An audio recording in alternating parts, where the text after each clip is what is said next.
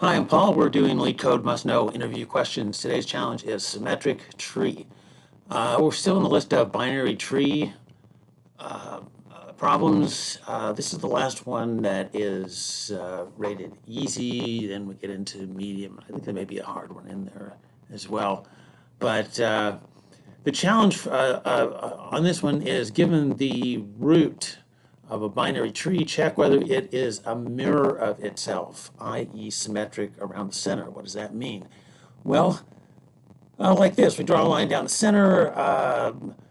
The root is symmetric with itself. The subnodes of the root are symmetric, and then at that point, in order to be symmetric, how do I say this? We'll call these root 1 and root 2. So at this point, the left subtree of root 1 has to be symmetric to the right subtree of root 2. The right subtree of root 1 has to be symmetric with the left subtree of root 2. And that's the end of the tree. So in this case, yeah, that's symmetric. But we could go on like that as far as we needed to. And again, other than the first call to is symmetric, where the input is a tree node of root, we're going to need a helper function that takes two inputs, because after we get past the root, we're going to need to pass in two roots. In this case, we would pass in two subtrees of root 1. For each of those, we would pass in, well, we would have to do two recursive calls for each of those, as I said. Both of their subtrees have to be mirror images. But anyway, let's see how that works. Let's go down here a little further and look at the constraints. Could you solve it recursively and iteratively? Well, yes.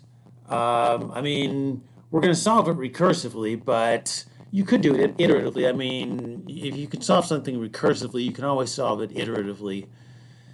If you want to, you could think of it as like a breadth first search, and I'm sorry, not a breadth first search, a depth first search, and put nodes in a stack and solve it that way. We're not going to do it both ways. But the only thing interesting here is that the number of nodes goes from 1 to 1,000, okay, not 0 to 1,000, so we don't have to worry about checking for null inputs. All right, let me move this over a little bit. And without checking for null inputs, really all we need to do here is to call a helper method, which is to say return, and we'll call it is mirror, and we'll pass in root dot left and root dot right. Okay. You know what? I think we'll look better without the extra space there. Just like that. All right. Let's see. So now we have to write is mirror. All right. So it'll be a Boolean function, and I guess we could say, private. We're just calling it from within the class. Private Boolean, two inputs, tree node, left. I don't want to call it left because the properties in the node are also called left. So let's call it left node and right node. Okay. Now at this point, we're only guaranteed that this tree, the whole tree, has one node, at least one node. So at this point, we do have to start checking for null, for null. You know what? I don't like those. I don't like those names either. Tree node, left node, right node. Yeah, no, it's fine. So we do have to start checking for null nodes at this point. So let's say if left node equals null and right node equals null. Well, in that case, they are symmetric. I mean, an empty tree is symmetric with an empty tree. So for that, we could return true. Okay. I'm going to copy this.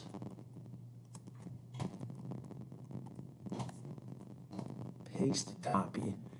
And then say if left node equals null or right node equals null. If we get past that first if, then we know that at least one of the nodes is not null. Now this one is going to check if one of them is null. So if one of them is null, and we know that both of them are not null, then they're not going to be symmetric. So we'll return false. All right. Now we need recursive calls. Well, we need two things. We need, first of all, we need to check that the values are equal. So if left node dot val equals right node dot val, that is the field name, yes. All right. And you know what? Let's just go ahead and align them up. Oops, it's one too far. No, I didn't want that. It's not gonna give me a space. Okay, there we go. And I changed my mind again. It's fine if we put it here because I don't need parentheses on this. If is mirror left node dot left, and we'll also pass in left node dot left, and we'll pass in right node dot right.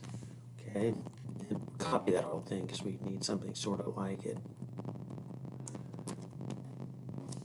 And whoops, and is mirror left node dot right and right node left. Return that. And that'll return true or false. I mean, it'll keep returning true as long as we have nodes with values equal to each other, and as long as we have subtrees that are mirror images of each other. If that's not the case, it'll return false. And where's our original? So return, yeah, that should be fine. That should be fine. And then the main method will return the result of the helper method. You know, it might be a good idea here, actually, to give this, I have to give this a name.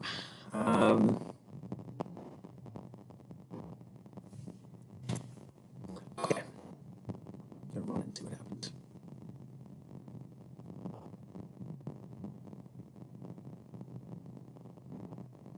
Accepted.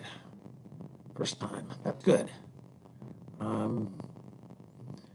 Even on the easy ones, I'm always kind of surprised when it works the first time. You know, that I didn't like forget a semicolon somewhere or something. All right, and then submit.